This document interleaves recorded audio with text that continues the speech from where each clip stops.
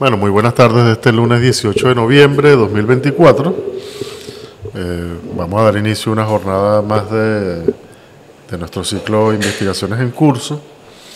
Hoy y mañana tenemos unas jornadas, si se quiere, especiales. Recién acabamos de culminar un par de cursos. Bueno, voy a hablar en este caso específicamente del curso que acaba de impartir el profesor José Romero Lozaco. ¿Cómo está, José? Gracias por acompañarnos, hermano. Gracias a usted. José impartió un curso acá en Sedes, El amanecer del presente o cómo comprender la historia de la desigualdad, una lectura de la obra de David Graeber y David Wengrow. Oye, búscalo, amor, por favor. El libro, lo quería tener aquí, pero lo olvidé. Estuvimos trabajando este libro, El amanecer de toda una nueva historia de la humanidad, así es que es el subtítulo, ¿verdad? Excelente libro, muy bueno, de verdad que fue un ejercicio de lectura y de análisis y de reflexión muy gratificante. Bueno, impartido magníficamente por José, de verdad que sí, muy bueno. De hecho, quedamos pendientes de trabajar otro de los libros en este caso sí es de Graeber solo, ¿verdad? Es de Graeber solo. Que es el de la deuda. Así que, bueno, pendientes para inicios del año que viene. Estuvimos trabajando este libro, El amanecer de todo. Eso fue entre finales de septiembre, finales de octubre. Y lo recomendamos bastante. Se consigue, un poco complicado conseguirlo en físico, pero se consigue el ejemplar en digital sin mayores problemas. De verdad, vale mucho la pena. Y bueno, decidimos simultáneamente al curso que impartió el profesor Romero Lozaco, tuvimos otro sobre la obra de Mark Fisher con el profesor Lenin Brea, y decidimos que al término de los cursos íbamos a organizar un par de conferencias sobre, digamos, no es exactamente un resumen de los cursos, es imposible, de hecho, muy complicado, sino más bien como tomar algunas de las cosas que consideramos, en este caso José considera como más relevantes para exponerlas acá ahora sí públicamente, ¿no? Entonces, bueno, esa es la jornada que tenemos hoy y también el día de mañana con el profesor Lenin Brea, José Romero Lozaco, quien ya nos ha acompañado aquí en varias actividades, no solamente en cursos. Este es el segundo que impartes. También nos ha acompañado haciendo algunas otras cosas, dictando algunas otras conferencias. Es antropólogo, PhD en Ciencias para el Desarrollo Estratégico con orientación en estudios culturales, investigador del Laboratorio de Estudios Descoloniales del Instituto Venezolano de Investigaciones Científicas, IBIC, miembro del Grupo de Trabajo Ciudadanías, Antropología Histórica de las Entidades Políticas en el Estado Moderno, del Instituto Catalán de Antropología, colaborador del Laboratorio Historia Global y Ciberespacio de la Universidad de Buenos Aires y cofundador de la Escuela Internacional de Pensamiento Crítico Descolonial de Caracas, que es como mucha gente acá en Venezuela lo conoce. Y bueno, José ha titulado su conferencia de hoy ¿Por qué el Estado?, un título muy sugerente y que recoge ciertamente el espíritu del libro de Graeber y Wengrow. ¿Por qué el Estado no tiene un origen, una aproximación a las formas elementales de la dominación? Bueno, muchísimas gracias, José, por acompañarnos y bueno, te dejo en el uso de la palabra. Muchas gracias, Reinaldo, de nuevo, nuevamente por permitirme compartir con ustedes aquí en este espacio y en esta oportunidad trabajando un poco lo que ya mencionaba, desarrollamos a lo largo del curso que terminó hace un par de semanas.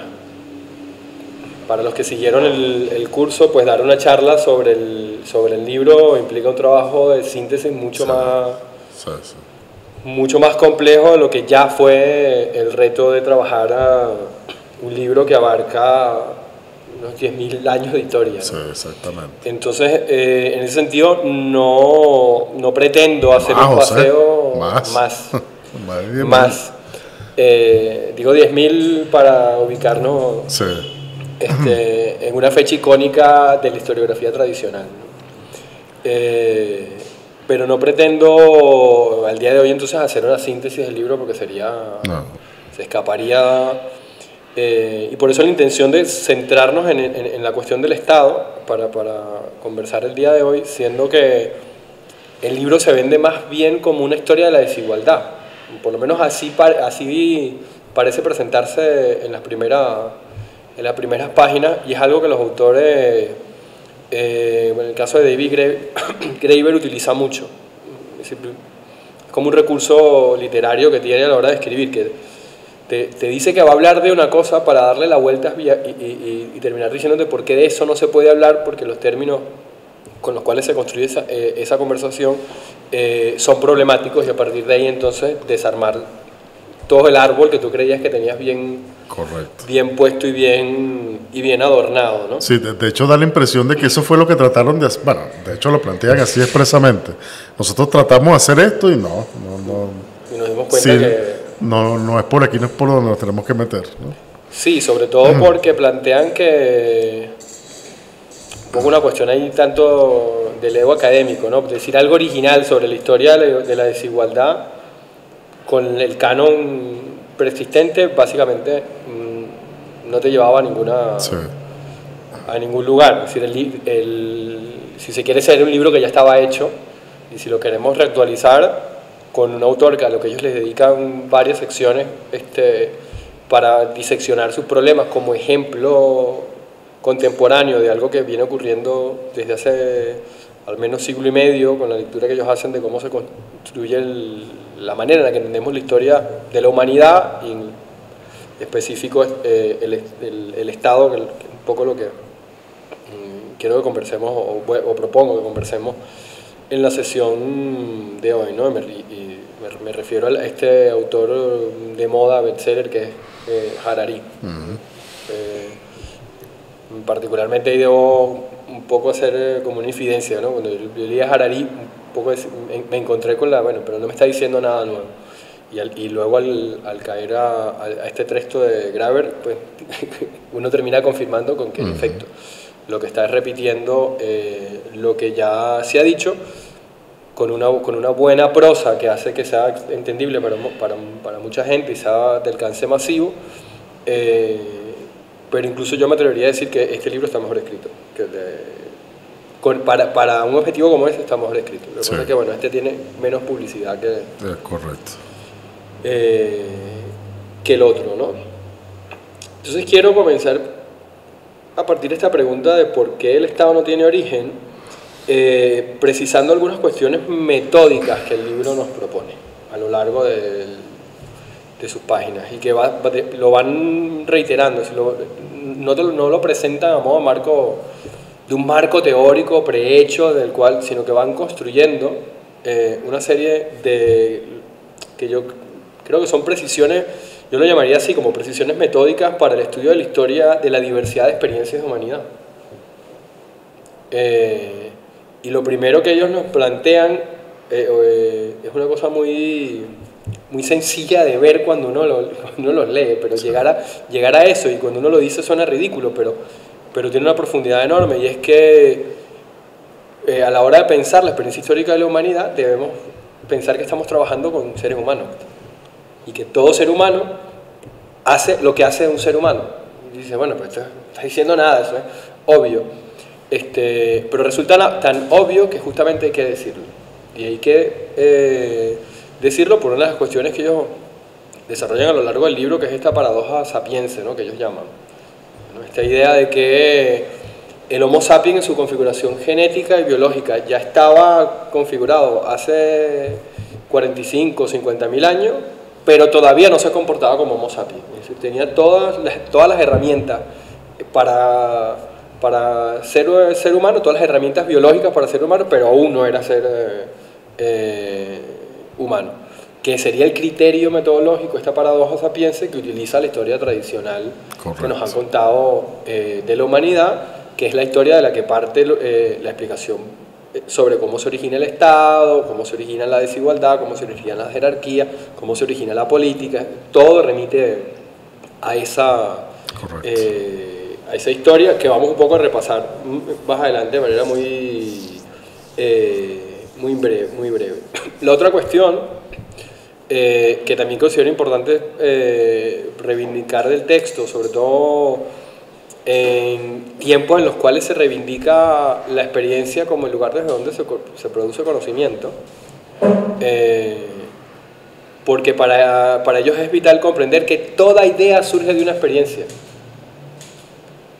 Y esto es importante, digamos, resaltarlo, porque en el sentido común que circula o en el lugar común ese de es que tenemos que producir conocimiento localizado, conocimiento de la experiencia, a mí después de leerlos a ellos me suena cada vez más a un empirismo por ahí que se cuela sin que nos diéramos cuenta, porque por poner un ejemplo extremo, la antropología de gabinete, dentro de mi formación que soy antropólogo, que tiene justamente como crítica que no va al campo, en teoría no parte de una experiencia, pero es que las conclusiones a las que llegan los antropólogos de gabinete, los que revisaban las crónicas que llegaban a Europa, etcétera, son conclusiones que parten de su propia experiencia, aunque no sea de una experiencia en el campo concreto donde sale esa información. Correcto. Es decir, su idea, las conclusiones a las que llega son resultado de su experiencia. Entonces, esto, digamos, es importante rescatarlo en ese sentido, y en el sentido propio del libro, en tanto nos presentan todo un panorama sobre las posibilidades que en Europa se hubiese desarrollado el pensamiento que se supone es un pensamiento propio europeo, que es el pensamiento asociado a las ideas de libertad, igualdad, fraternidad, todo aquello que pensamos como valor cuando pensamos en la Revolución Francesa, por ejemplo, en el humanismo, etc. Cuando en la experiencia histórica europea no hubiese nada, no había nada, no hay nada que informe, que explique cómo esas ideas aparecen. ¿Cuál es la experiencia histórica europea que los lleva a plantearse ese tipo de cuestiones, ¿no? Y ahí los autores nos presentan que la experiencia de la que beben los autores es de la experiencia de otro pueblo. Ellos se encuentran con la crítica que los nativos de este continente estaban haciendo a las formaciones institucionales europeas, las cristalizaciones institucionales europeas, y es a partir de esas críticas, interesantes los datos que nos van dejando a lo largo del libro de cómo algunos miembros de pueblos nativos del actual Canadá participaron de encuentros intelectuales en Francia, encuentros donde si no estuvo porque no se puede probar, al menos debió haberse enterado de qué ocurrían, y la información que circulaba a partir de esos encuentros también debió haberla manejado un personaje como Montesquieu, por ejemplo. Que la idea de que las instituciones políticas se pueden reformar a partir de una acción consciente no surge en Montesquieu de la nada, surge justamente de haber estado en contacto con otras experiencias de humanidad que hacían ese tipo de cosas, ¿no?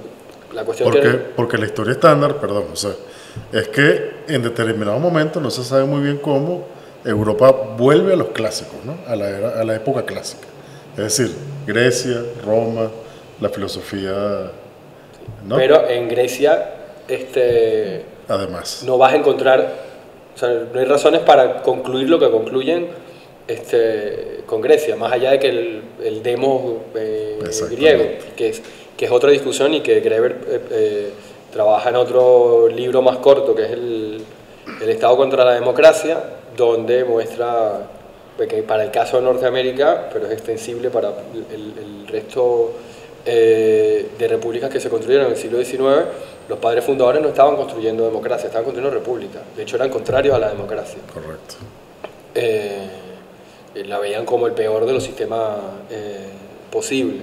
Que vale decir que los griegos también tenían una democracia que no era una democracia electiva, era una democracia por sorteo, lo cual los cargos, porque los griegos no veían bien el acto de elección de una autoridad política, ¿no? Entonces, este dato de las ideas surgen a partir de una experiencia permite abrir el análisis, en el caso de los autores, pero yo creo que es extensible a otras cosas a las que nos dedicamos pensando incluso las realidades contemporáneas, de cómo la creminata de la intelectualidad europea se entera de que hay otros pueblos haciendo otras cosas.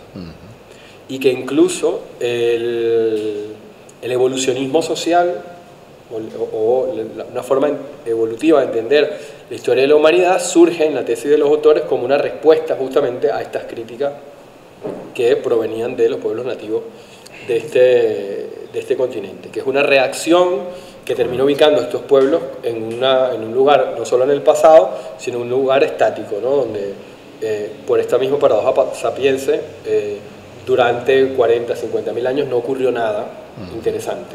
Lo único interesante fue cuando aparecieron ciertas instituciones, las que vamos a mencionar más adelante para no adelantarme, que entonces produjeron el gran cambio, ¿no?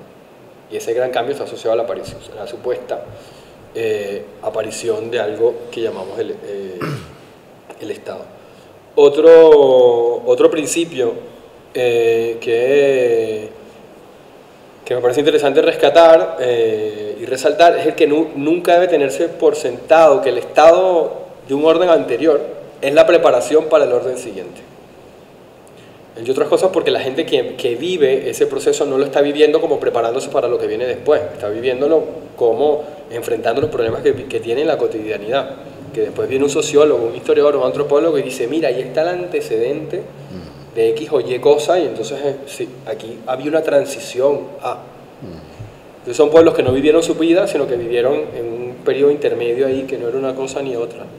No, son seres humanos haciendo cosas de seres humanos, tomando decisiones frente a sus problemas y que luego eso cristalice en unas instituciones o en otras, no quiere decir que lo que estaba ocurriendo inevitablemente cristalizaría en esas instituciones, que es una de las cuestiones que los autores desarrollan cuando plantean esto de que no necesariamente un orden vigente, pero un orden anterior al orden vigente es un orden preparatorio a lo que viene, cuando señalan en varios momentos del libro también que para las ciencias sociales, la historia en particular, pero en general para las ciencias sociales es muy fácil, después que el hecho ha pasado, y esto no solo lo han dicho ellos, pero la manera en que ellos lo dicen, a mi modo de ver, adquiere otra fuerza, que no solo es que no se pueden predecir los hechos, sino es que el problema es que después cuando los contamos como si los hubiésemos podido predecir.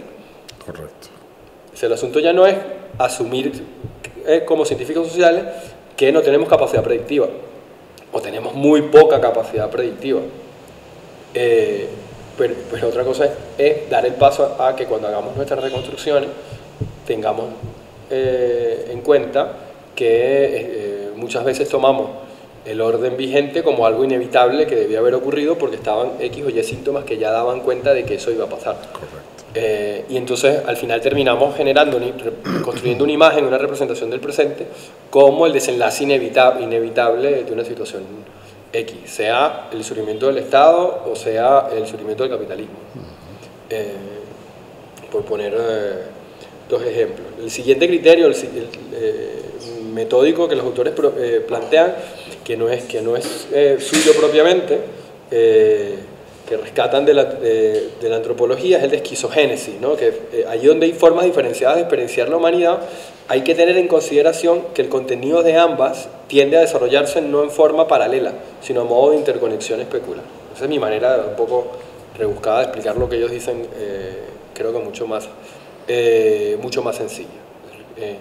Que se tiende a ver la historia humana, la tendemos a ver como de compartimientos estancos, sociedades aisladas que no tenían contacto entre ellas, pero cuando lo miramos en escala regional, que es un poco lo que ellos hacen con ese periodo que llamamos paleolítico, cuando lo miramos a una escala mucho más amplia, nos damos cuenta que sí había interconexiones. O sea, las pruebas arqueológicas de las que está plagado el libro para actualizar el debate sobre la historia del Estado nos muestran que hay una interconexión en muchos escenarios de la historia humana. Un ejemplo que atraviesa la primera parte del libro, que es el ejemplo de los pueblos de la costa noreste de Norteamérica y los pueblos de California.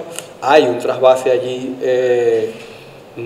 cultural. De hecho, en los mitos de los pueblos del sur, de los pueblos de California, se ve cómo se toma su origen como viniendo de poblaciones del norte, pero como en el camino van transformándose institucionalmente. Y en la medida en que se alejan del origen, adquieren formas que diríamos, a permiso de los autores, más igualitarias que las formas tradicionales, jerárquicas que habían en los pueblos del norte.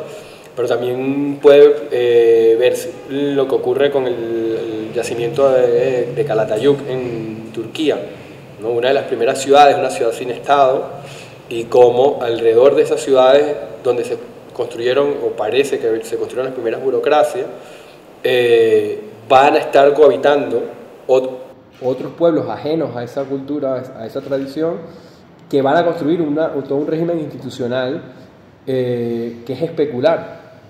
Que los autores incluso llegan a decir que pareciera una construcción consciente que se opone a lo que había en Calatayud. Lo mismo para el caso de Mesopotamia, ¿no? Hay que hacer la salvedad que hacen los autores para este caso muy brevemente, que por el libro se extienden más, que cuando se habla de Mesopotamia hay que diferenciar el periodo que conocemos comúnmente por Mesopotamia, que es el periodo de los reyes, el periodo de Hammurabi, etc., y del periodo, digamos, inicial de Mesopotamia, donde ocurrían, sobre todo, bueno, las pruebas que se tienen en el yacimiento de Uruk, un montón de cosas que no pasan por una organización estatal ni por el tipo de competición política que los autores van a describir a lo largo del libro, ¿no? Frente al punto, los dos puntos anteriores, hay un siguiente aspecto, que es que los periodos tenidos por transiciones, en los periodos tenidos por transiciones no estamos frente a estados temporales que avanzan inevitablemente hacia un estado definitivo.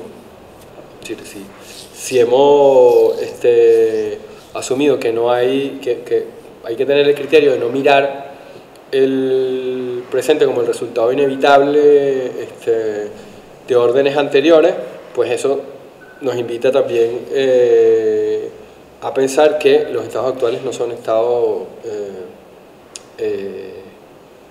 inevitables, ¿no? Y por último, en esto de los principios metódicos que los autores nos proponen, continuando con esta cuestión de las transiciones, y me he querido un poco centrar allí o resaltar estos elementos, este último elemento, a partir de los otros, por estar donde estamos, por ser un centro perfecto de la democracia socialista y todo lo que ha dado el pensamiento socialista, el pensamiento comunista y de izquierda, en torno, toda la tinta que se ha regado en torno a las transiciones, ¿no?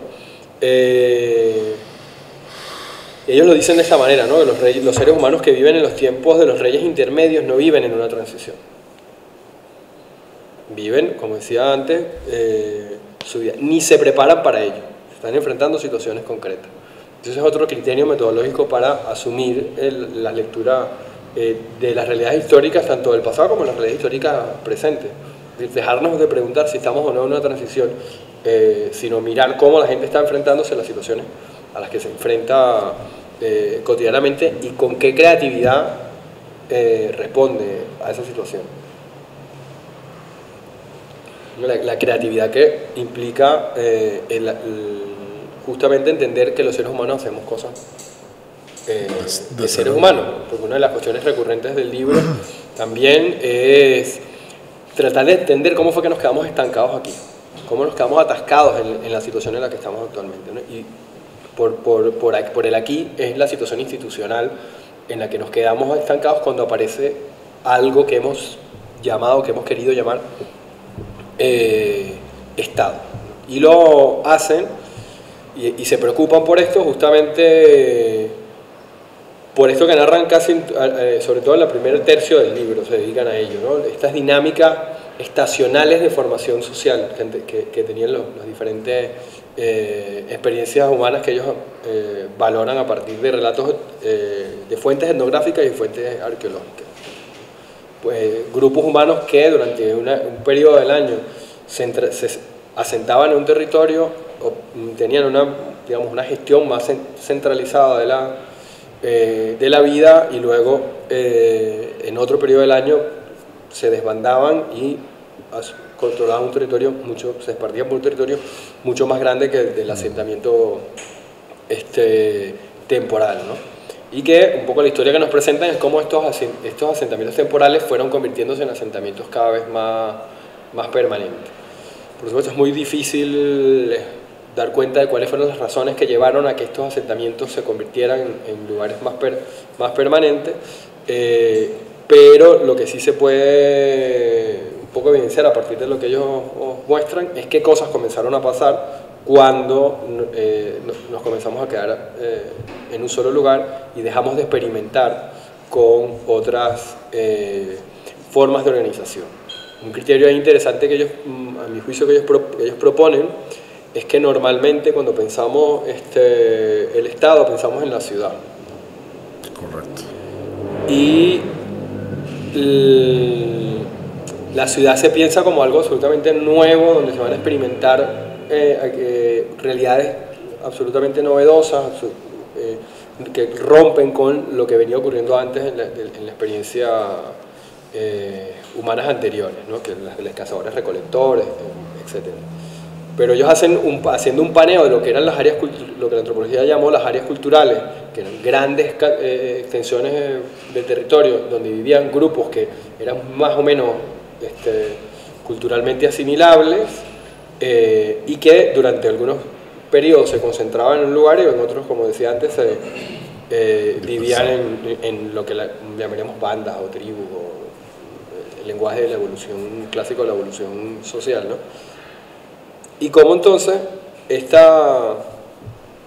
en su tesis, la ciudad más bien es un micromundo, donde esa diversidad va, si quiere, a colapsar, va a sintetizarse, va a concentrarse, ¿no? Colapsar no en el sentido de que cae, sino en el sentido de que se derrumba, ¿no? Sino en el sentido de que todo se comprime en un solo lugar. Es decir, que la gente que vivió eso que nosotros llamamos las primeras ciudades no estaban experimentando algo diferente a lo que vivían en su cotidianidad cuando los grupos se encontraban. Eran grupos que incluso la genética muestra que no compartían más del 10% de la carga genética, es decir, que tenían una variabilidad biológica importante que no los asociaba como grupos familiares por parentesco sanguíneo, ¿no? Sino que la familiaridad se construía de otra manera. Y en ese sentido eran grandes, si se quiere, cosmopolitas, ¿no? Una de las cuestiones que ellos dejan sobre la mesa es que en la medida en que los seres humanos nos hemos ido civilizando, apareció esta cosa que en la historia tradicional llamamos civilización, abarcamos cada vez menos espacio en el planeta. Así, como personas recorremos cada vez menos kilómetros del planeta. Y en el mejor de los casos, si ahora si teletrabajas, lo único que recorres es de la cocina hasta el baño a tu cuarto. Si tienes la ventaja de tener un sitio distinto a tu cuarto donde tener la computadora para trabajar, pues caminas un poquito más, pero de resto, frente a esta gente que se movía por grandes extensiones de tierra, por ejemplo, todo lo que es la costa este de Norteamérica, o todo lo que conocemos hoy como los Balcanes, ¿no? el creciente fértil. Tenía una experiencia de humanidad que abarcaba mayor territorialidad como experiencia vital de cada una de las personas. Y que en la ciudad lo que se vio fue la concentración de ese proceso de diversidad. Así que no estaban viviendo nada nuevo. Y es interesante cómo llegan a esta conclusión, a mi modo de ver, porque lo hacen a partir de estos principios sobre el tema de las transiciones, etc., negándose a pensar la cosa como una transición, negándose a pensar el cambio que implicó supuestamente la aparición de la agricultura como una ruptura, nos plantean la idea de que nos pongamos en los pies de los pobladores del Neolítico, los habitantes del Neolítico y del Paleolítico. El Neolítico se abre paso en un mundo paleolítico, en el momento del último, del deshielo hace 10.000 años, que es la fecha ahí entre 10.000 y 15.000 años cuando se supone aparece los primeros vestigios los más antiguos vestigios de agricultura. Pero es interesante pensar esto, o sea, unos tipos que eran agricultores en un contexto donde el resto del mundo no hacía agricultura, con lo cual ellos eran los que lo tenían más difícil. Si lo pensamos de esa manera, entendemos que era gente que estaba haciendo lo que sabía hacer, pero en un espacio cada vez más reducido. Que sabía organizarse políticamente, que tenía asambleas para decidir en una estación qué hacer, a dónde nos movemos, cómo nos movemos, etc. O sea, había vigilancia política mucho antes de la aparición del Estado, ¿no? Entonces, esto nos lleva un poco a partir de aquí a preguntarnos qué es el Estado, ¿no? Bueno, si el Estado no tiene origen, primero tenemos que pensar qué es el Estado para ver si el Estado tiene origen o no tiene origen, ¿no? Y los autores siempre nos hacen hincapié en que cuando nos preguntemos qué es el Estado, tenemos que preguntarnos también si se trata de algo que implica una nueva fase realmente en la historia de la humanidad, ¿no? Ellos se preguntan, yo creo con alta honestidad intelectual, si la aparición de eso que llamamos Estado realmente implica algo nuevo en la historia de la humanidad, y llevan la discusión tan lejos como para preguntarse si es útil la idea de Estado al día de hoy. Para ir a los supuestos orígenes del Estado, habría que entonces retomarse a los comienzos de la soberanía, los comienzos de la democracia, los comienzos de la política.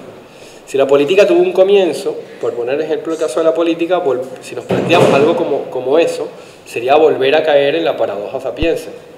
Es decir, vamos al dictum básico de Aristóteles. Si somos un animal político, pues lo somos siempre.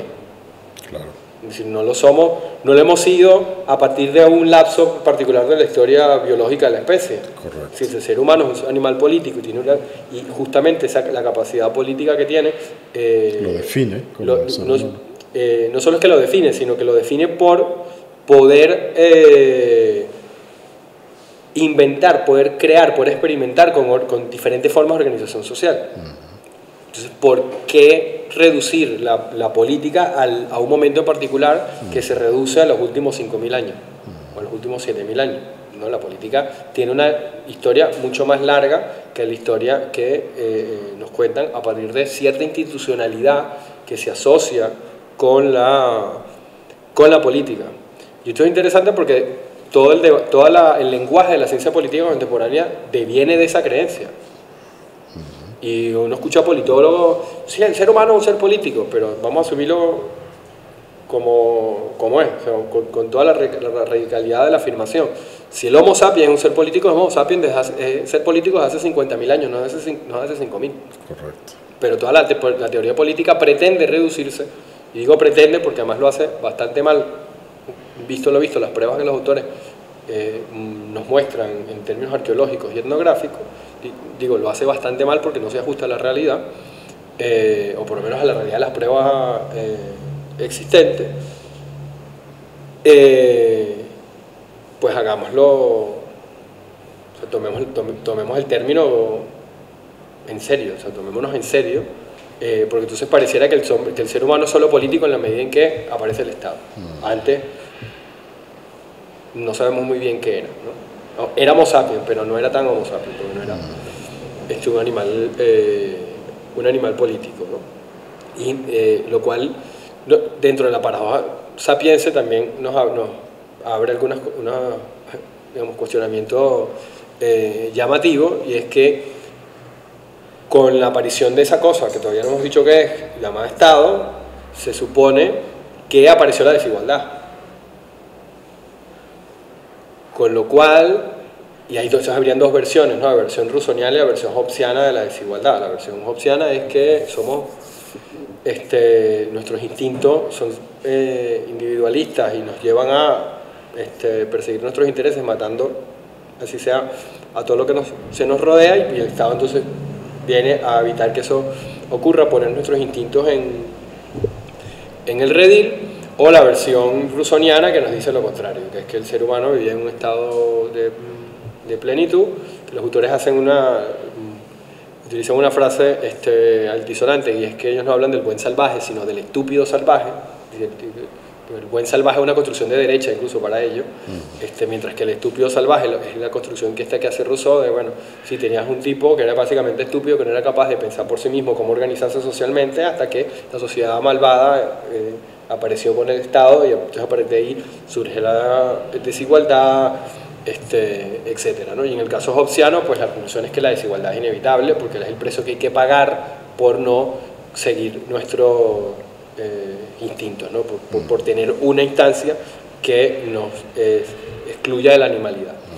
Lo cual es paradójico, no solo por esto de la paradoja sapienza, sino por lo que decíamos antes con respecto al ser humano como animal político. Si tú eres un animal político, esto de que el Estado o una institucionalidad abstraída como una tercera parte te va a controlar tus instintos, resulta paradójico, en tanto y cuando si eres un animal político, sus instintos son políticos. Claro. Si eres un animal de instinto político, en el sentido de que tus instintos te llevan para sobrevivir, siendo que antropomórficamente no tienes las cualidades que tiene un león para sobrevivir en la intemperie, con lo que biológicamente te ha dado, digamos, exclusivamente tu corporalidad, más allá de tu capacidad de resolver a partir de abstracciones con otros seres humanos cómo resolver una situación, cómo enfrentar una situación particular, ¿no? Pero son todas estas paradojas, algunas que mencionan en el texto, otras que un poco añado yo, pero que se desprenden, si se quiere, lo que los autores vienen planteando. Entonces, bueno, a partir de aquí, lo que habría que decir es que buscar el origen, un poco como lo plantean los autores, buscar el origen del Estado, buscar el origen de la desigualdad, realmente es un sinsentido, ¿no? En el caso incluso, haciendo abogado del diablo, en el caso de que tenga un origen, entonces, digamos, siendo abogado del diablo frente a la posición que tienen los autores, que es que el Estado no tiene un origen. Si tiene un origen, es muy difícil de determinar arqueológico, históricamente, cómo se originó. Entonces también es como perseguir un fantasma, plantean. Sin embargo, bueno, el día de hoy todos aceptamos que vivimos bajo esta autoridad que llamamos Estado, y que de alguna manera son derivaciones de formas anteriores, arcaicas, como puede ser el mundo faraónico, el Egipto faraónico, la dinastía china del Shan, ¿no? Y el imperio inca, son como tres formaciones históricas que pensamos cuando pensamos en un Estado inicial, ¿no? Un Estado arcaico. Sin embargo, en la teoría política no hay un consenso sobre qué es el Estado. O sea, no puedes dar una definición de Estado. Lo que puedes hacer es una suerte de genealogía, ¿no? de cuándo aparece el término Estado, cuándo lo empezamos a utilizar, en qué contexto, y entonces ahí por eso los autores hacen un paseo muy rápido por una genealogía del concepto de Estado, recordando a la obra del abogado francés Jean Bodin, pasando luego por un intento más sistemático, ¿no? Porque Bodin lo nombra, pero todavía no hay la intención de sistematizar una teoría sobre el Estado, sobre definir el Estado, hasta que llega un señor llamado Rudolf von Ingering, y esto a mí realmente yo no sabía quién era hasta que leí esta gente, no lo había escuchado nunca, me disculpan los politólogos, mi ignorancia antropológica, pero es interesante porque la definición de von Ingering es la misma que la de Weber. Exacto. Antes que Weber. Podríamos decir que Weber, digamos, es continuador de la obra de Ingering. ¿Y eso qué significa? Pues que para este señor, el Estado es toda institución que reclame el monopolio sobre el uso de la fuerza coercitiva dentro de un territorio. Y además de eso, que un gobierno se vuelve Estado si reclama un territorio e insiste que allí es la única institución que tiene permitido matar personas, golpearlas, mutilarlas o decidir quién tiene derecho a hacerlo en su nombre. Está ya aquello del Estado como el monopolio, quien ostenta el monopolio legítimo de la violencia que todos aprendemos que es de Weber, pero resulta que hay un antecedente previo. Pero ¿qué pasa con esta definición? Que esta definición funciona para los estados modernos, no funciona para esos llamados estados arcaicos. Para Babilonia de Hammurabi no funciona. No había un ente que reclamara la soberanía sobre un territorio, ¿no? Entendiendo la soberanía como esta capacidad para ejercer la violencia siempre que quieras, ¿no? La Atenas de Sócrates tampoco. No cabe en esta definición. Y la Inglaterra de Guillermo el Conquistador tampoco. Entonces es un concepto muy útil para pensar los estados modernos, pero que tiene como consecuencia, cuando uno intenta extrapolarlo, que lo que hace es lo que llaman los historiadores un anacronismo. Si estoy tratando de explicar una institución que no tiene nada que ver con eso que yo llamo estado, no tiene nada que ver con la cristalización de cierta forma de control y dominio en la Europa de la modernidad y su extensión a partir de la extensión colonial de esa Europa, y le estoy otorgando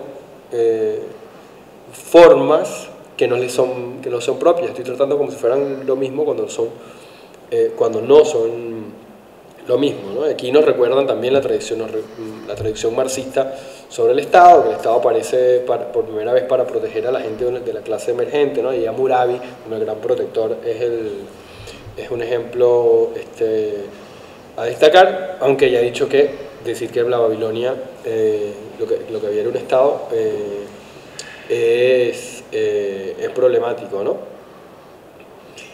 Pero ¿qué ocurre? Que la versión de Marx de que el Estado surge para proteger a la gente allí, la clase dominante, pues vuelve todas las experiencias anteriores de Estado, entre comillas, formas de gobernar oficialmente entendidas como defensoras de la propiedad, porque al final es lo que defiende el Estado, ¿no? Además que introduce otros problemas que tocaría, digamos, como otro espacio para conversarlos, que la definición de explotación, la forma en la que los liberales van a entender la explotación, y que cierra la posibilidad de que el Estado sea otra cosa aparte de un ente poco benevolente, ¿no? Y por último, los autores nos van a referir en esta genealogía a las ciencias sociales en el siglo XX, que ya más operan en unos términos funcionales, ¿no? En términos de que el Estado se fundamenta en términos de una cuestión de escala y complejidad. Y aquí es donde aparece la lógica circular de cómo tradicionalmente comprendemos la historia de lo que llamamos el origen del Estado, ¿no? Porque el Estado es algo que aparece cuando la población se hace muy grande, y entonces tú requieres concentración de información en un solo lugar para administrar poblaciones cada vez más grandes. Entonces la lógica es circular, porque el Estado aparece porque la población es más grande, y la población es más grande porque aparece el Estado.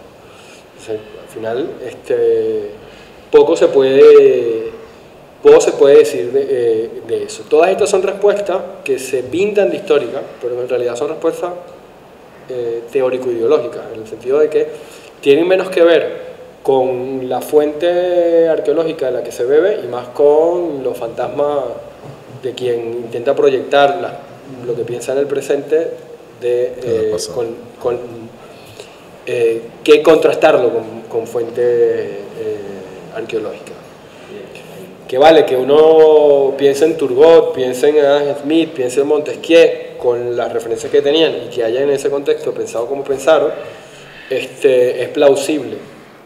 Pero que al día de hoy, con todas las muestras arqueológicas que los autores nos recogen en términos de poblaciones de una escala con una magnitud bien importante, como puede ser los asentamientos en Calatayud, donde no hay forma de mostrar que había una autoridad central y que no hay nada parecido al Estado, o en el caso de los primeros siglos de la Mesopotamia temprana, donde en la ciudad de Uruk no había nada como una administración central del gobierno, lo que había era sí, una burocracia en el templo dedicada a temas que hoy asociaríamos a la economía, temas de orden de producción, incluso la estandarización del empaquetado de ciertos productos y producción de leche, de artesanía, etcétera, donde sí ahí había una clase burocrática pero que solo operaba dentro del templo,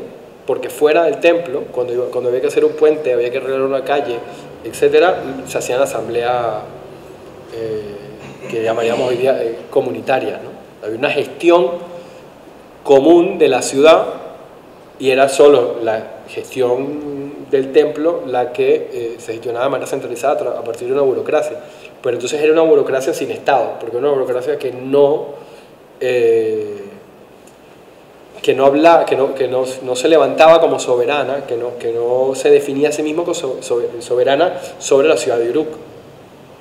Porque la gestión de la ciudad no tenía ningún monopolio sobre la violencia, todo lo contrario.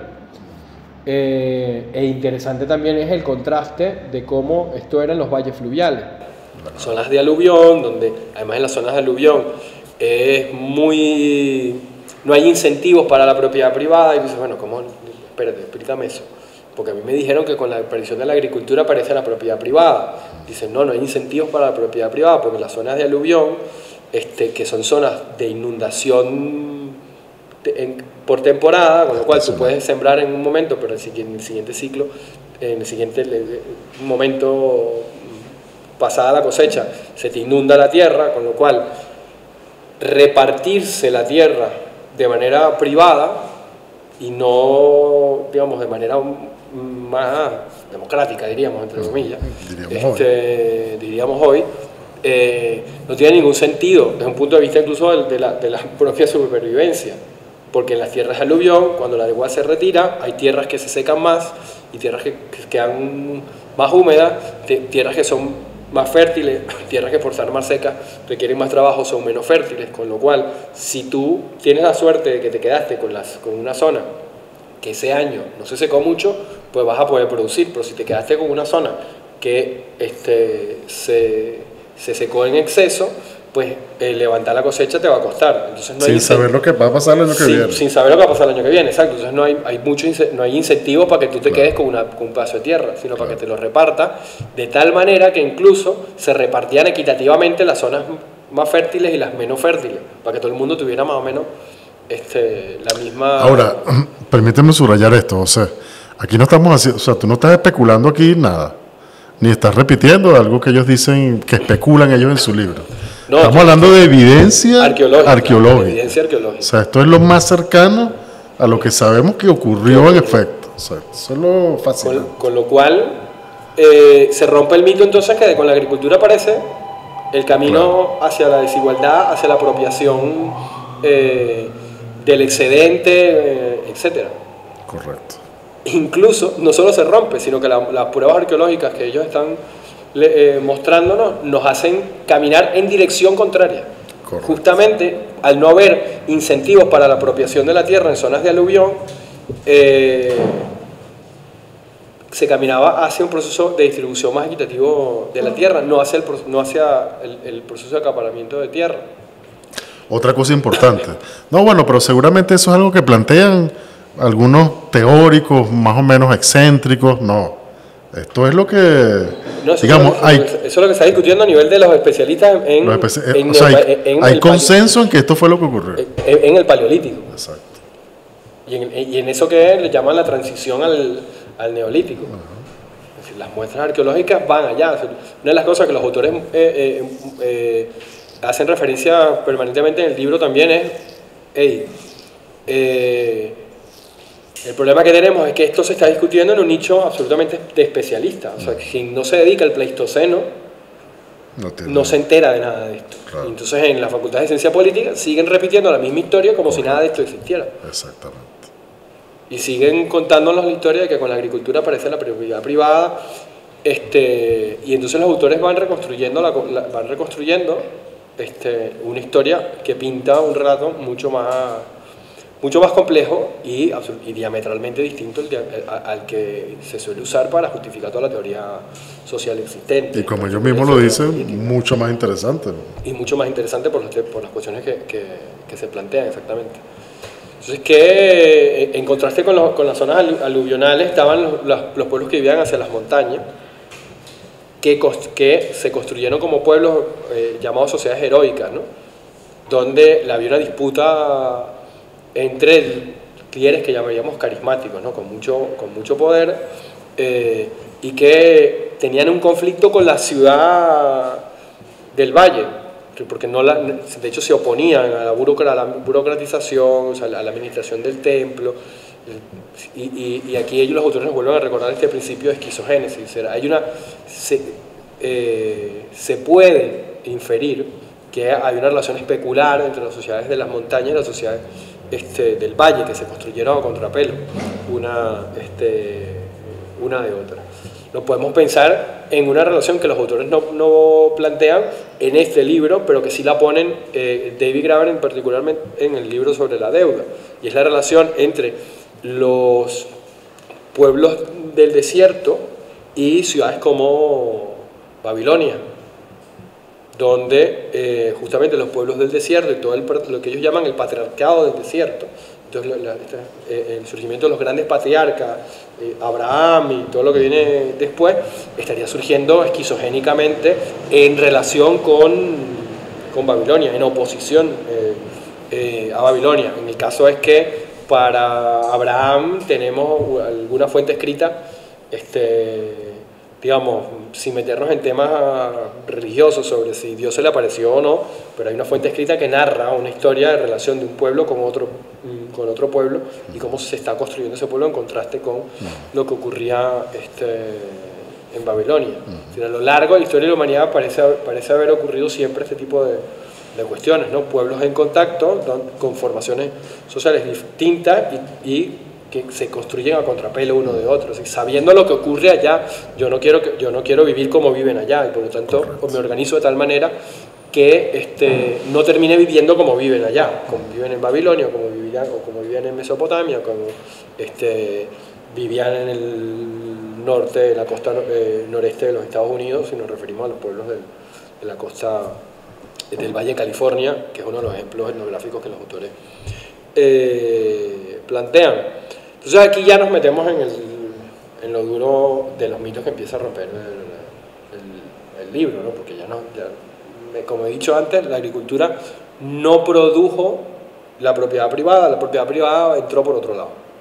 Entonces este cuento de agricultura igual a ciudad, igual a escritura, igual a aumento de la producción de excedente y con ello la aparición de la desigualdad, el Estado y todo lo que viene con ello, no tiene cielo. Suena muy bonito, pero no tiene cielo en la realidad. Es decir, no hay forma de mostrar arqueológicamente que eso ocurrió así. Entonces, ¿cuál es la hipótesis alternativa que proponen los autores? ¿No? Y ahí me voy a detener muy brevemente en Egipto. Voy a tratar me parece que sobre todo ese capítulo, sí. El capítulo 10, que es el capítulo más denso, el más largo del libro, es donde se resumen todo el argumento que ellos vienen desarrollando a lo largo del libro, porque se muestra cómo, aquí voy a dar el titular y después voy a hacer la explicación, se demuestra cómo hay una relación entre la propiedad y lo sagrado, y cómo hay una relación entre el culto a los muertos, el cuidado a los muertos y el desarrollo de sociedades intensivas en agricultura, que es una de las cuestiones relevantes también a decir, ¿no? Los autores, una de las cosas que combaten en el libro es esta idea de que una vez que apareció la agricultura parece que no hubo más nada que hacer, sino sucumbir a la agricultura. Y hay montones de ejemplos como que los autores van mostrando de cómo los seres humanos experimentaron con la agricultura de forma lúdica, incluso al principio, y la abandonaron. Pero montones de ejemplos, distintas experiencias humanas. Lo que pasa es que, claro, nosotros pensamos que esos son estadios anteriores en la evolución, porque como pensamos que la historia como historia de evolución social, entonces pensamos que eso fue gente que se quedó atrás, o la lectura tradicional es, son proto-agrícolas, o fueron intentos fallidos de agricultura.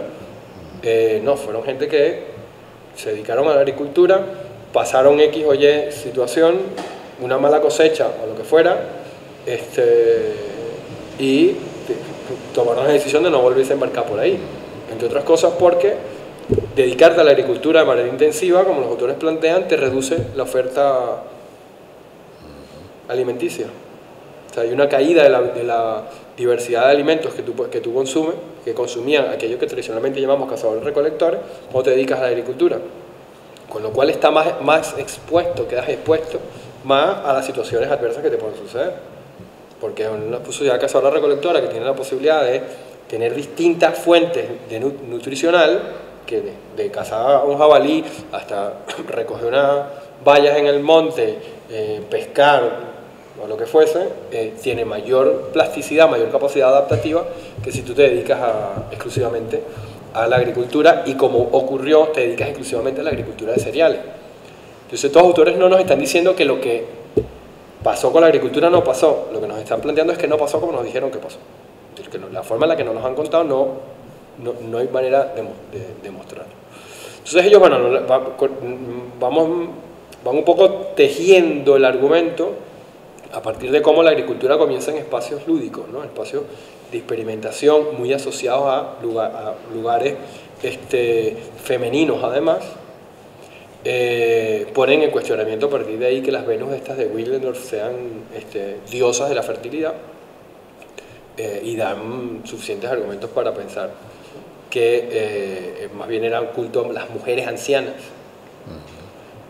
que a diosas de la fertilidad, pero eso, digamos, eso es parte de otra discusión, porque bueno, el argumento un poco que quiero mostrar a partir de lo que ellos, o el argumento que ellos desarrollan a partir de esos ejemplos de las famosas Venus, la de Willendorf, la más famosa, la que uno veía en bachillerato, cuando veía la prehistoria con el libro Auro Yepe Castillo, se me cayó la edad, pero no sé si ese libro todavía lo siguen mandando en bachillerato, se me cayó la cédula, es que hay una relación entre la idea de hacer algo sagrado y privarle el acceso a otro a eso que es sagrado.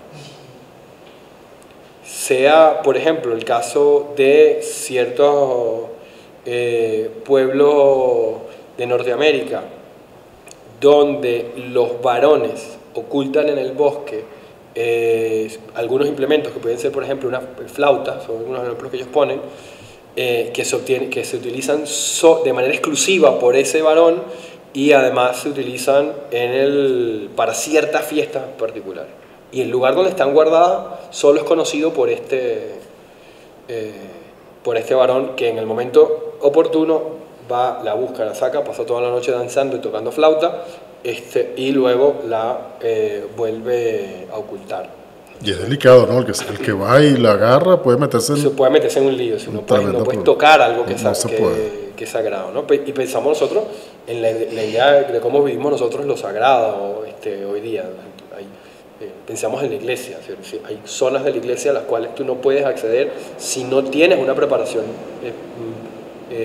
para ello. Es decir, dar la Eucaristía, volver eso que es una copa común y corriente, un objeto sagrado, solo lo puede hacer quien maneja la fórmula y está ungido para hacerlo, ¿no? Con lo cual se priva a un montón de gente de poder hacer eso, de poder acceder ahí. Entonces, para los autores la idea de propiedad privada está más vinculada a esta relación con lo sagrado, y cómo hay contrario a lo que pensamos en nuestra izquierda secular, que piensa que es que el mundo, los males del mundo moderno contemporáneo es la desacralización del mundo. Ellos plantean lo contrario. No lo dicen textualmente, pero uno puede inferir llegar a esta conclusión, en tanto en cuanto dicen el problema con la propiedad es cuando lo sagrado se universaliza. Es decir, cuando lo sagrado sale de la frontera que tradicionalmente lo contenían. Y todo se vuelve sagrado. Si todo se vuelve sagrado, todo puede ser pensado como excluyente para un otro, con lo cual como exclusivo para unos, es exclusivo para uno y excluyente para otro, desde el mismo cuerpo, ponen ellos como ejemplo, ¿no? Si nosotros pensamos en toda la crítica al fetichismo del capital, pensamos en que el capitalismo como una religión, etcétera, tiene sentido esta manera de pensar la propiedad privada asociada a lo sagrado. O sea, lo que vehicula, lo que haría posible justamente el fetichismo de la mercancía no es la secularización y la muerte de Dios para encumbrar a un Dios dinero, sino todo lo contrario. Es la relación que hay entre la idea de sacralidad y la idea de propiedad, o cómo lo sagrado excluye a quien no tiene acceso o está facultado para poseerlo. Entonces, un mundo en el que todo se ha vuelto mercancía es un mundo en el que todo se ha vuelto sagrado. Y esta idea es contraintuitiva. Porque, como digo, la izquierda secular tiende a pensar absolutamente lo contrario. No es que vivimos un mundo de desesperanza porque ya no hay, porque Dios ha muerto, etc. No. Lo que hace posible que el capital se vehicule socialmente como se vehicula es que sea sacralizado, que se ha vuelto sagrado. Y de ahí entonces, de nuevo, la vinculación entre sacralidad y propiedad privada, ¿no? Entonces, aparquemos el tema de la propiedad privada y la sacralidad para entrar en el otro melón que ellos abren y después juntan, que es el tema de cómo empezamos a ser agricultores emergentes, ¿sí? Y aquí es cuando entra el capítulo Egipto. Exacto. Cómo ellos lo plantean muy novelescamente, ¿no? Pero a mí me parece que es una buena manera de presentarlo, de explicarlo, ¿no? Al menos para el gran público. En algún momento se decidió que los muertos comían y empezamos a alimentar a los muertos. O sea, en un momento los seres humanos discutimos qué pasaba cuando nos íbamos de este mundo. Que recordar, ellos no lo hacen, pero que el mundo egipcio es un mundo copto donde el cuerpo era lo central. O sea, esa división entre alma y cuerpo helénica no existía. Y de ahí viene la tradición semita, viene de ese mundo. Por eso el hincapié, el énfasis que hacían en preservar el cuerpo, y lo peor que le podía hacer pasar un faraón es que le destruyera la momia, porque eso implicaba que desaparecía, dejaba de existir. Eso explica tanto cuidado en la preparación. O sea, por eso las momias y tal. De hecho, incluso hasta la resurrección de Jesús, o sea, lo importante de la resurrección no es que Jesús resucitó en alma, porque sí. Lo importante y lo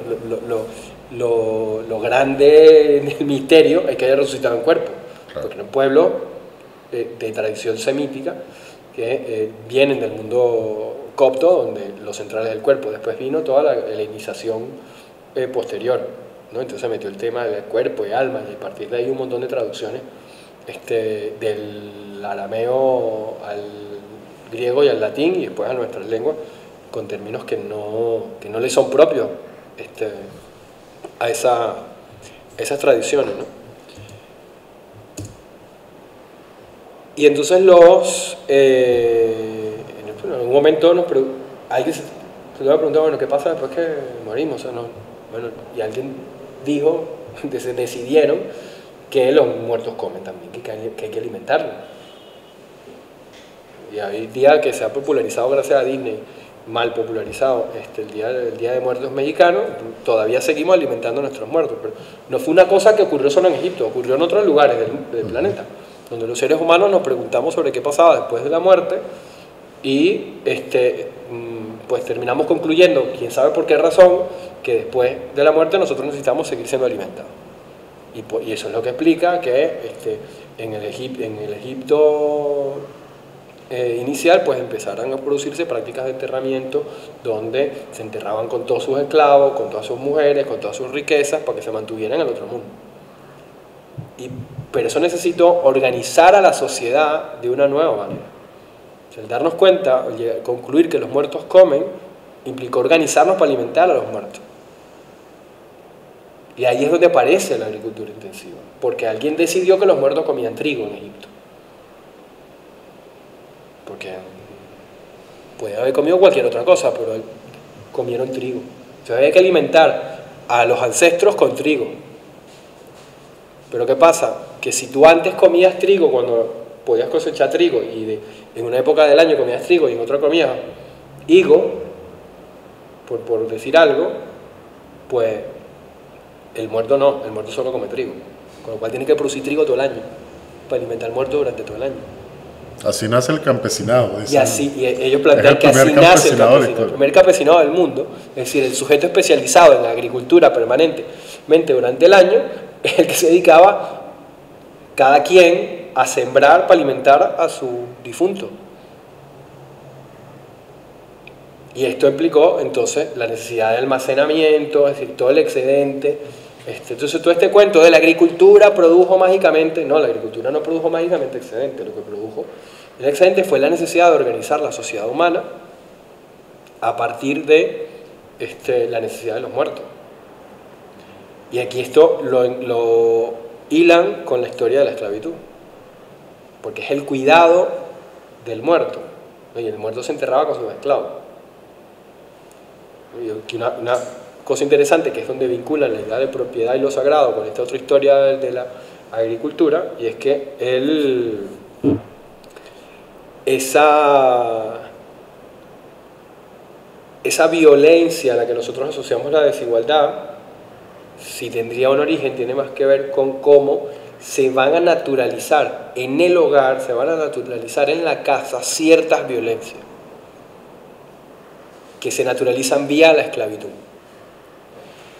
La esclavitud es una institución donde, tal como lo explican ellos, donde se agarra a una persona y se le convierte en no persona y se le incorpora a una casa familiar para que realice las tareas de cuidado que permiten convertir a una persona en persona.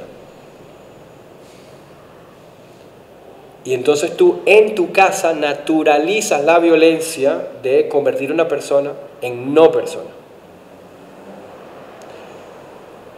Y luego esa violencia solo se puede expandir como parentesco. ¿No? Decíamos cuando dábamos el curso, bueno, esto pareciera que nos está llamando a pensar que como naturalizas, lo que naturalizas en tu casa lo puedes hacer fuera de tu casa, pero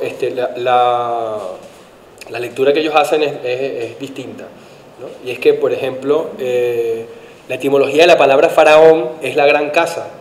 Entonces todos viven en la casa del faraón, es decir, es la casa familiar, es el pater familia, con lo cual se extiende el parentesco, y al extender el parentesco tú extiendes la violencia que antes realizabas en un espacio mucho más reducido. Y al extender la violencia a través de la extensión del parentesco, puedes reclamar la soberanía sobre una casa, que en este caso ya no es una unidad de vivienda, sino un territorio. Correcto. Y ahí vemos un tipo de dominación apareciendo. No el Estado, un tipo de dominación apareciendo. Que es la que permite, la que habilita a una persona para ejercer cualquier tipo de violencia sobre el territorio que considera su casa. Yo dentro de mi casa puedo hacer lo que quiera, digamos,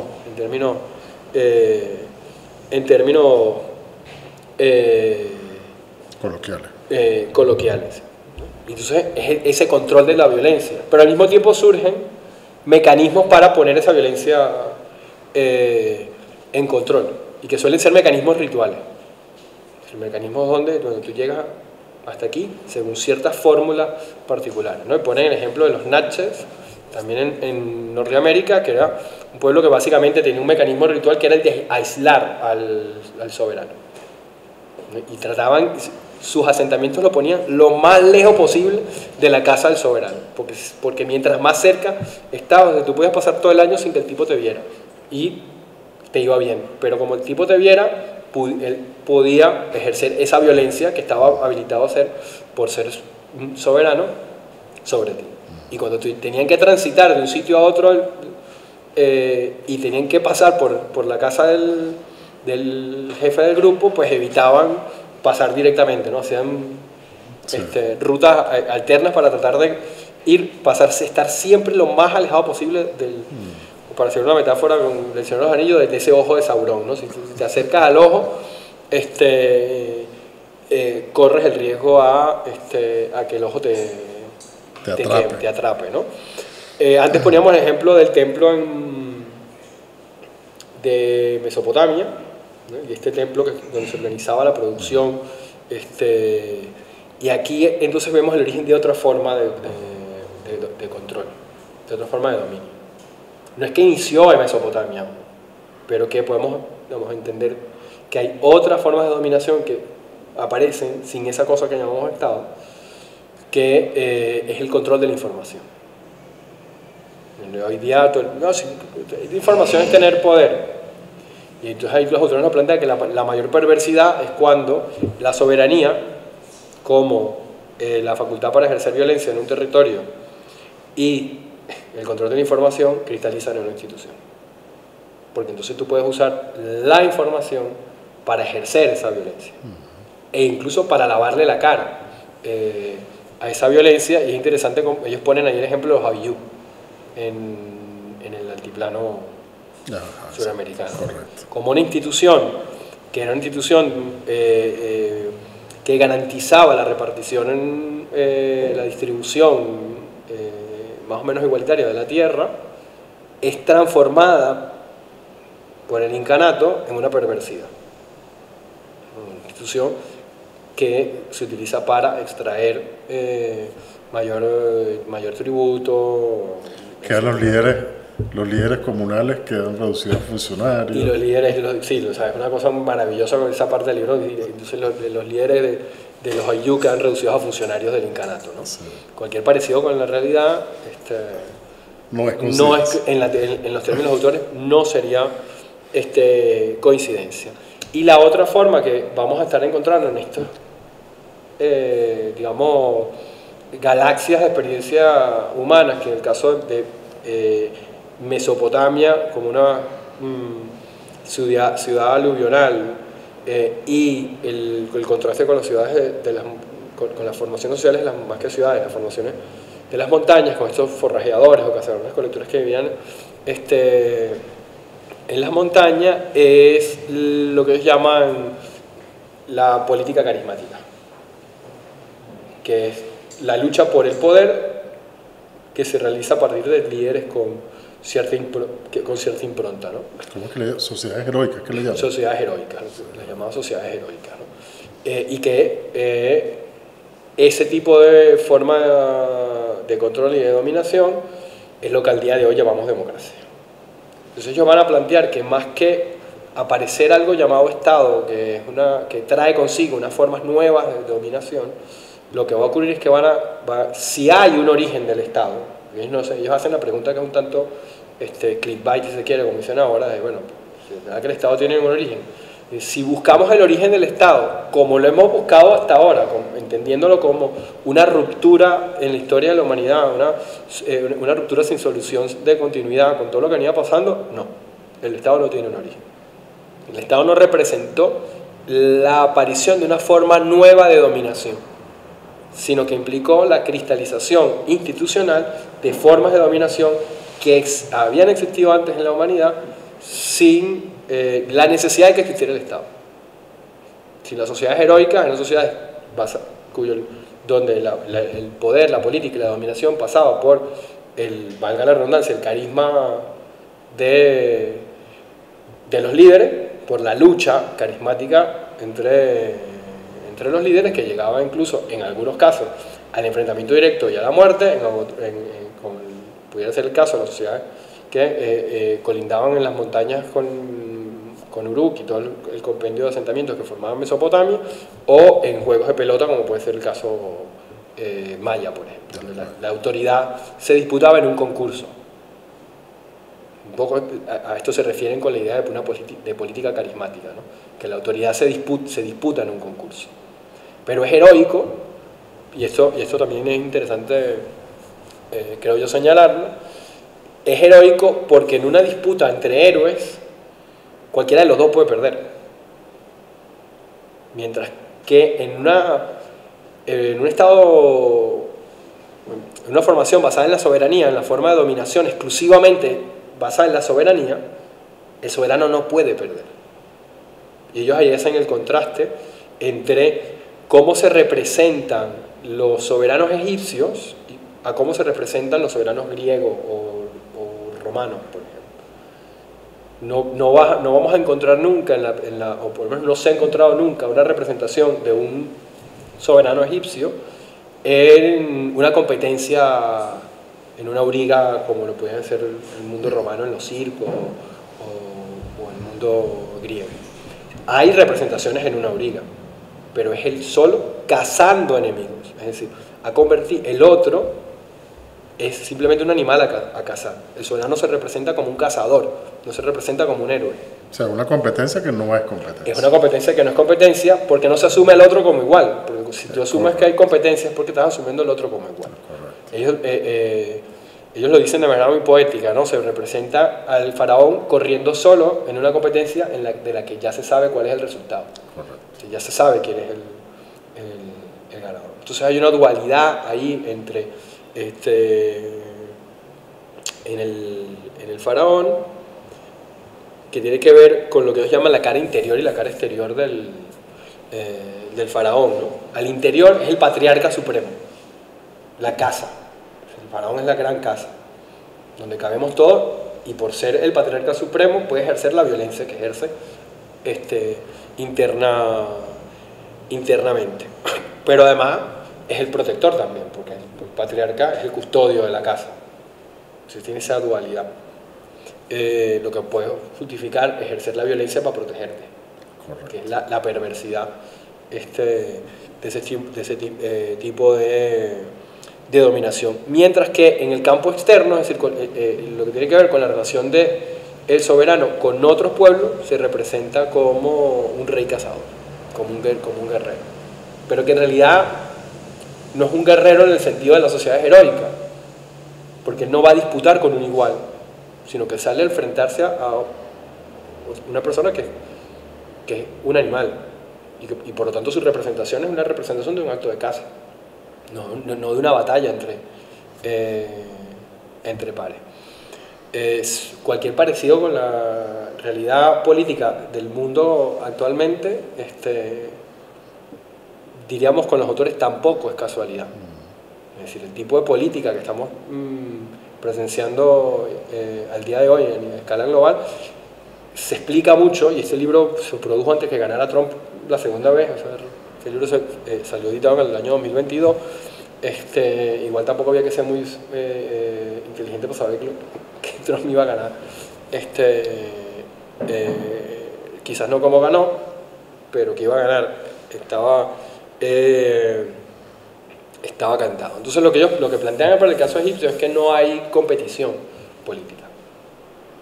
Hay soberanía, pero no hay sociedad heroica.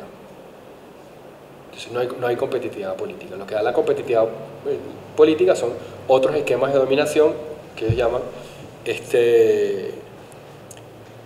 competitiva. Y ahí llegamos entonces al Estado moderno.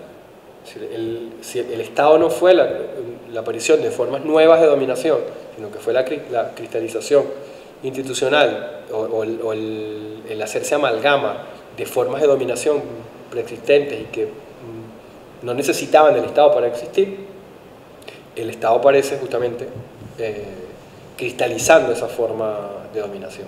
Y el Estado moderno es la cristalización de las tres. O sea, si los estados arcaicos ellos no llegan a hablar de régimen de tercer orden, ellos hacen una clasificación donde hablan de regímenes de dominación de primer orden, que es el régimen de primer orden sería un régimen donde está operando uno de estos tipos elementales de dominación, sea el de soberanía, sea el de política carismática o sea el de burocracia, de control de la información.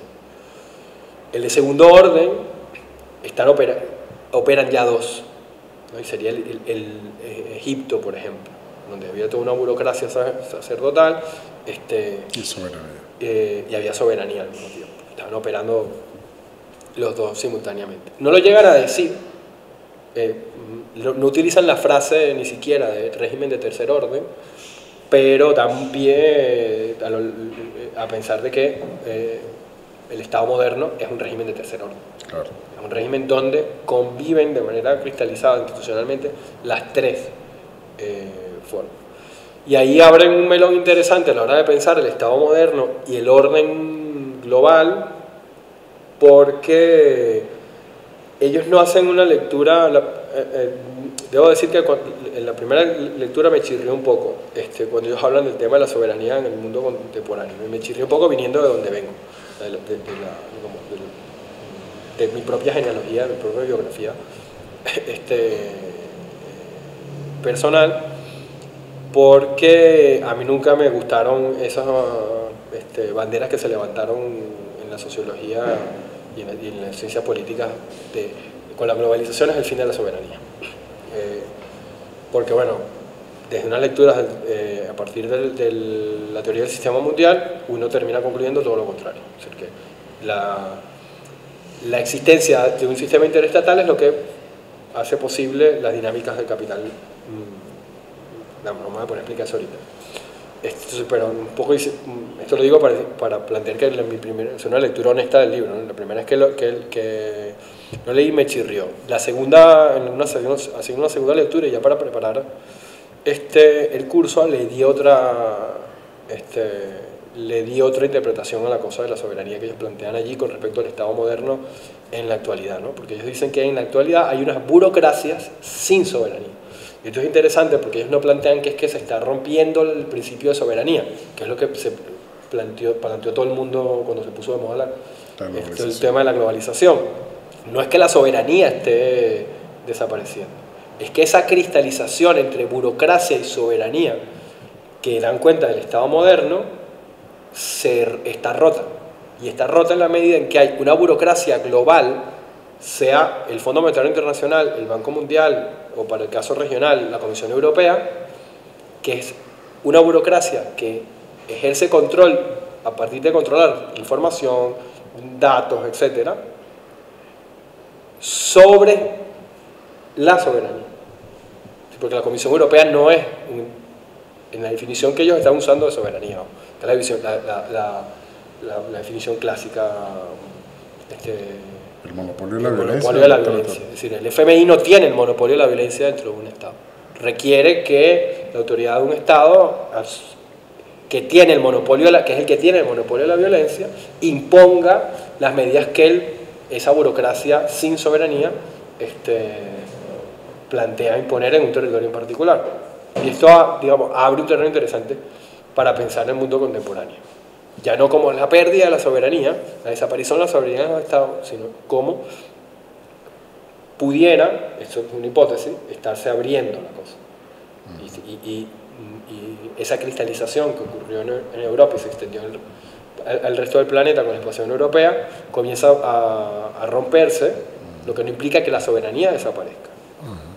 Y si entendemos que son tres formas de dominación que nos han acompañado antes de la aparición del Estado, en el supuesto de que el Estado llegue a desaparecer, nos pueden seguir acompañando. O sea, han estado allí a lo largo de la historia de la humanidad, antes de que apareciera algo como el Estado. Lo interesante es, para pensar el presente y el futuro que nos pueda venir, es mirar cómo se están moviendo esos principios. Porque ahora tenemos también, los autores no llegan allí, porque no les tocó, sobre todo a David Graeber en vida, porque el libro es un libro póstumo, tener que lidiar analíticamente con lo que significa que Elon Musk forme parte de quienes van a dirigir la política presupuestaria y el gasto en Estados Unidos. Entonces estamos hablando de una gente que se está moviendo en otro campo distinto, porque si uno toma estos tres criterios, estos tres elementos de dominación, si el FMI es una burocracia sin soberanía, Elon Musk forma parte de una élite que está compitiendo carismáticamente. Si el campo competitivo de la política global, Elon Musk está ahí a la cabeza de ese campo, y hasta ahora no tenía soberanía. Porque Elon Musk no tiene el monopolio de la violencia. Aunque si recorta presupuesto del Departamento de Estado para el ejército profesional norteamericano y termina dándoselo a las empresas en las cuales tiene participación de mercenarios, etcétera, pues se estaría haciendo de una soberanía, pero ya es una soberanía de otro tipo, porque no es una soberanía estatal. Correcto. En el sentido de lo que es el Estado moderno. No estamos ahí todavía, no hemos llegado ahí. De momento tenemos que esos campos están operando, es decir, el campo de la soberanía sigue estando en manos de los estados, si el monopolio legítimo de la violencia sigue estando en manos de los estados, aunque cada vez más en disputa. Una política competitiva, si el campo político como un campo competitivo se está dando fuera de los estados, aunque el caso Meloni, caso Milei y caso Trump pudieran llevarnos a pensar de que hay vasos comunicantes entre esas formas de dominación, yo ahí matizaría, porque ni Meloni ni Milei son Donald Trump y Elon Musk, en el sentido de en qué liga juega cada quien. O sea, el campo verdaderamente competitivo de la política global, Milei no participa de ese juego. Claro. Son distintas frecuencias. Son distintas, yo ni siquiera diría distintas frecuencias, son ligas distintas. O sea, Milei es un mono de circo para la élite global. O sea, le importa tres pepinos, no pinta nada. Entre otras cosas porque qué participación tiene Milei en el capitalismo global realmente. O sea, ¿cuál es la fortuna de Milei? Por ponerlo en términos crematistas. O sea, ¿cómo se puede sentar Milei a comer la misma mesa que Elon Musk? Simplemente un acto de circo, bueno, de circo mediático, pero sin indicación real en términos de poder influir en la política que se toma. De hecho, es ridículo en Davos. O sea, todos los que estaban ahí estaban muertos de la risa por... claro, los medios que tiene Milei, la cantidad de votos que tienen y tal, hicieron que eso pasara por debajo de la mesa en América Latina. Pero en realidad, si uno ve el discurso de Milei en Davos y ve la cara de la gente que estaba ahí, la cara así como que me estás diciendo tú. O sea, se pone muy bien eso. Me vas a decir tú a mí que yo soy globalista, que yo soy no sé qué, que yo soy... Tú estás ahí porque yo me dio la gana que tú estuvieras ahí. Punto. Con el caso de Elon Musk, además, hay elementos interesantes, porque con Starlink, el hecho de que él se convierta en un proveedor satelital de Internet y que se ofreciera, por ejemplo, a Ucrania, si Ucrania dependía tecnológicamente de la OTAN, por ejemplo, en materia de Internet, depende ahora de Elon Musk. Si Elon Musk quiere, apaga una región de Ucrania y se acabó el Internet para los ucranianos, ¿no? Entonces, son estas formas de dominación básicas que están operando y que la terminología clásica de las ciencias políticas no nos permite comprendernos en pastela, ¿no? Y un poco como los autores terminan el libro diciendo que el Estado no es lo que pasa detrás de la máscara de la política, ¿no? Entonces el deep state y no sé qué, y todas estas cosas, todas estas terminologías que se han puesto de moda últimamente, y el lawfare y no sé qué y tal, que yo no digo que no, pero la vuelta que le dan los autores, que me parece, con lo que me parece importante cerrar la presentación, es que el Estado es la máscara que no nos permite ver la realidad política. No es al revés. No es que el Estado no sea la máscara, sino que la política no nos permite ver lo que pasa en el Estado, no es al revés. Para estos autores. Y el Estado no lo estoy pensando en términos, por lo menos no lo estoy interpretando en términos del Estado como el aparato del Estado, sino el Estado como concepto es la máscara, es el mito que no nos permite entender lo que está pasando detrás de esa máscara. Cómo se tejen estas formas, que ellos llaman formas elementales, de la dominación. Hay otro montón de cosas que comentar sobre el libro, pero déjate aquí. Está bien.